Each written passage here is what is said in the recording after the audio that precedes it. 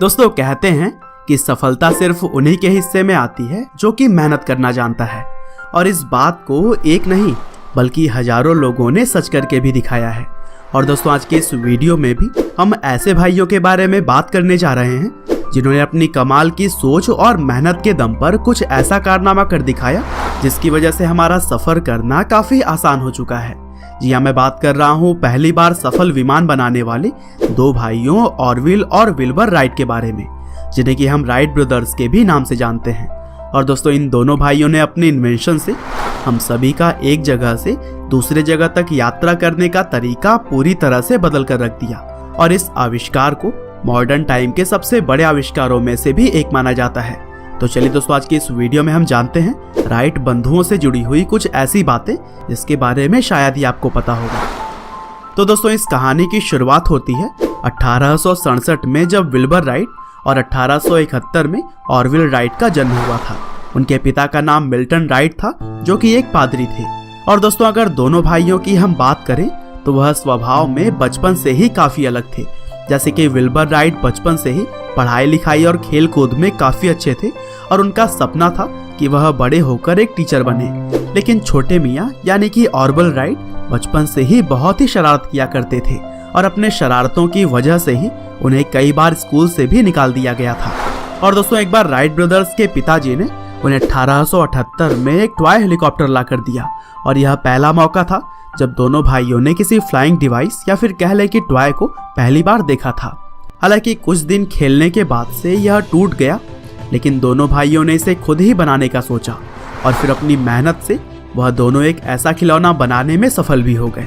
और दोस्तों एक तरह यही से दोनों भाइयों के मन में उड़ता हुआ कोई चीज बनाने की चाह पैदा हो गई।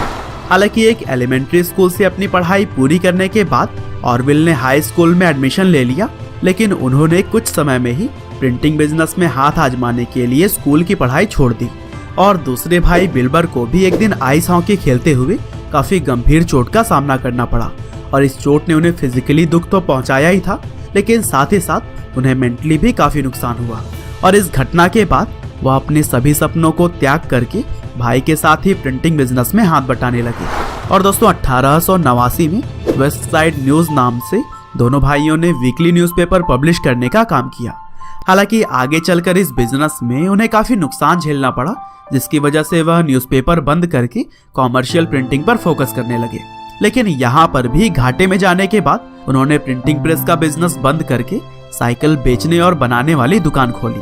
हालांकि दोस्तों आपको बता दूं कि यह काम आज के समय में छोटा माना जाता है, लेकिन उस समय चूंकि साइकिल अभी नया नया ही मार्केट में आया था, इसीलिए बहुत ही कम लोग इस काम को कर पाते थे। और फिर कई सारे असफलता के बाद जाकर राइट ब्रदर्स को इस शॉप के जरिए फायदा होने लगा। और दोस्तों जब इन दोनों भाइयों के हाथ में कुछ पैसा आ गया तब वो अपने बचपन का सपना पूरा करने की सोचने लगे। दरअसल राइट ब्रदर्स एक जर्मन इन्वेंटर ओटो लिलियनथॉन से काफी प्रभावित थे, क्योंकि उन्होंने पहले ही कई सारे सफल फ्लाइट्स को अंजाम दिया था।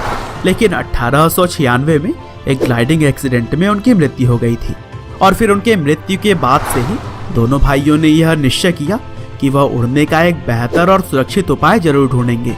और इसी लक्ष्य को ही दिमाग में लिए दोनों ने एरोनॉटिक्स फील्ड के अलग अलग इन्वेंटर्स के रिसर्च को पढ़ना शुरू किया। और फिर सब कुछ जानने के बाद राइट ब्रदर्स ने 1900 और 1902 के बीच कुल 3 ग्लाइडर्स बनाए, जिसमें पहला ग्लाइडर सिर्फ एक आदमी को ही ले जाने में सक्षम था, लेकिन उसके बाद के 2 ग्लाइडर पहले वाले से काफी एडवांस थे। और फिर कई सालों के कड़ी मेहनत और अनगिनत टेस्ट के बाद दिसंबर 1903 में पहली बार राइट ब्रदर्स ने एक सफल पावर्ड एयरक्राफ्ट बनाया। और फिर राइट ब्रदर्स के इस एयरक्राफ्ट ने 59 सेकंड की सबसे लंबी उड़ान भरी, और इस दौरान प्लेन ने 852 फीट की ऊंचाई भी तय की थी। और दोस्तों इस सफलता के बाद से तो मानो इन दोनों भाइयों ने कभी भी पीछे मुड़कर नहीं देखा। और फिर आगे चलकर कुछ बदलाव करने के बाद जब उनकी एयरक्राफ्ट पूरी तरह से रिस्क फ्री हो गई, तब उन्होंने अपने प्लेन को यूएस मिलिट्री को $30,000 में बेच दिया था। और दोस्तों यूरोप में काफी डिमांड होने के बाद उन्होंने 1909 में राइट कंपनी नाम से अपनी खुद की कंपनी भी बनाई, और इस कंपनी में विल्बर जहां प्रेसिडेंट थे वहीं ऑरविल वाइस प्रेसिडेंट। हालांकि 1912 में विल्बर ने टाइफाइड बीमारी की वजह से इस दुनिया को अलविदा कर दिया, और यह दौर उनके भाई ऑरविल के लिए बहुत ही कठिन था, क्योंकि जिस भाई ने बचपन से ही उनका साथ दिया था अब वह उन्हें छोड़कर इस दुनिया से जा चुका था। और फिर कुछ साल और कंपनी को संभालने के बाद से 1915 में ऑरविल ने राइट कंपनी को बेच दिया। और फिर आगे अपने जीवन में उन्होंने एरोनॉटिक क्षेत्र से जुड़ी हुई कमिटीज और बोर्ड में काम किया। और फिर अपने पूरे जीवन में सफलता के झंडे गाड़ने के बाद से ऑरविल राइट की मृत्यु भी हार्ट अटैक की वजह से 30 जनवरी 1948 को हो गई थी। लेकिन दोस्तों, जब तक राइट ब्रदर्स ने इस दुनिया को अलविदा कहा तब तक वह हमें एक ऐसी सौगात दे चुके थे जो कि आगे चलकर मील का पत्थर साबित हुई। और उनके खोज के लिए दुनिया हमेशा ही उन्हें याद करती रहेगी। उम्मीद करते हैं कि राइट ब्रदर्स की यह कहानी आपको जरूर ही पसंद आई होगी।